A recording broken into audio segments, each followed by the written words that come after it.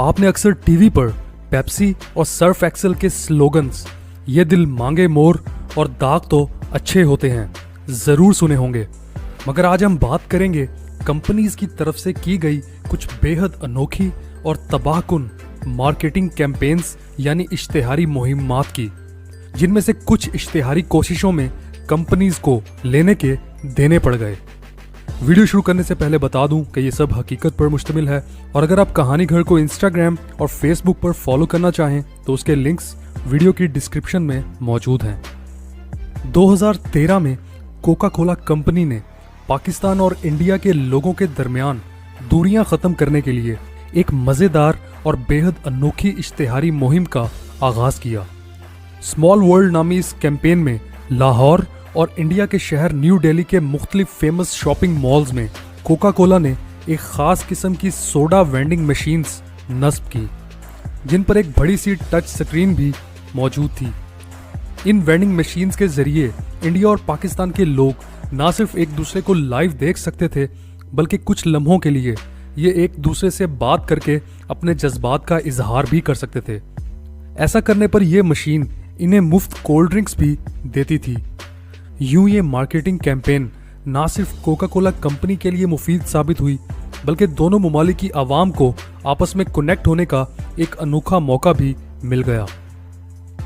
2005 में कनाडा के शहर वैनकूवर में एक नहायत दिलचस्प सूरत हाल पैदा हुई, जब स्कॉट शील्ड नामी एक कंपनी जो कि सबसे मजबूत ग्लास यानी शीशा बनाने का दावा करती थी, इसने एक शीशे के बॉक्स में भारी नकद कैश रखकर यह ऐलान किया कि जो भी इस बॉक्स के शीशे को तोड़ लेगा तो उसे अंदर रखे $3 मिलियन या लगभग 42 करोड़ रुपए इनाम में मिलेंगे।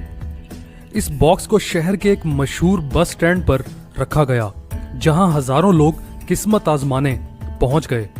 ऑब्वियसली इस गेम के कुछ रूल्स भी थे। इस बॉक्स के आसपास सिक्योरिटी गार्ड्स मौजूद थे और एक वक्त में एक शख्स ही इस बॉक्स पर कुछ देर के लिए किस्मत आजमाई कर सकता था। यह तारीख का सबसे अनोखा मार्केटिंग स्टंट था। खुशकिस्मती से इस गिलास को कोई भी नहीं तोड़ पाया और कंपनी इतने बड़े नुकसान से बच गई।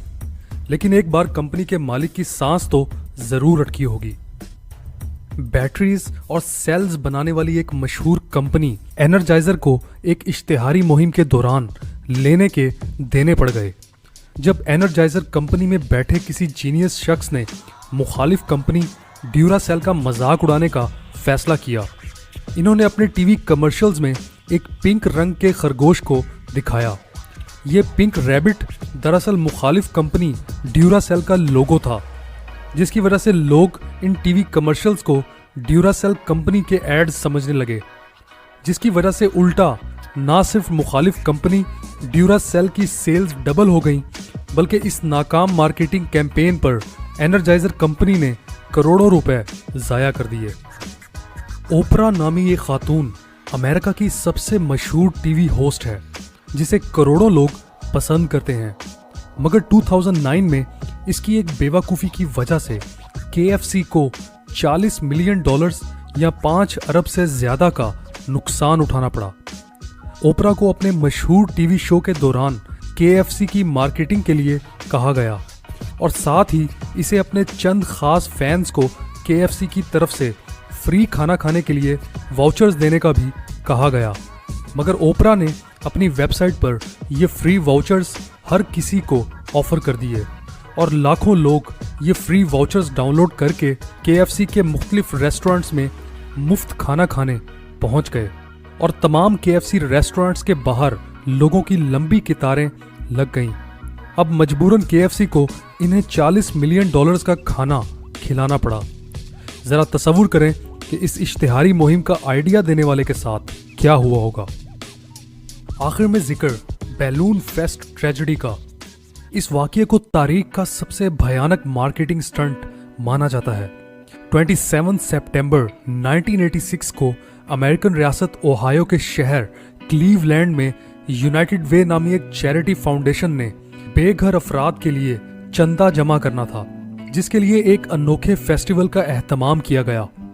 शहर भर से 2500 शहरियों ने सेंट्रल स्क्वायर पार्क में बैठकर पूरी रात और अगला आधा दिन 15 लाख बैलून्स में गैस भरी, जिन्हें अगले दिन जब आसमान में छोड़ा गया तो तेज हवा और बारिश की वजह से ये लाखों गुब्बारे वापस नीचे आकर शहर भर में फैल गए, जिनकी वजह से रोड एक्सीडेंट्स में कई अफराद अपनी जानों से हाथ धो बैठे। यूं यूनाइटेड वे कंपनी को लेने के देने पड़ गए। इन्होंने इस इवेंट पर $5 लाख खर्च करना थे, मगर लोगों के जानी और माली नुकसानात की वजह से इस कंपनी को लोगों को अरबों डॉलर्स जुर्माना देना पड़ा। फ्रेंड्स, उम्मीद है आपको वीडियो पसंद आई होगी।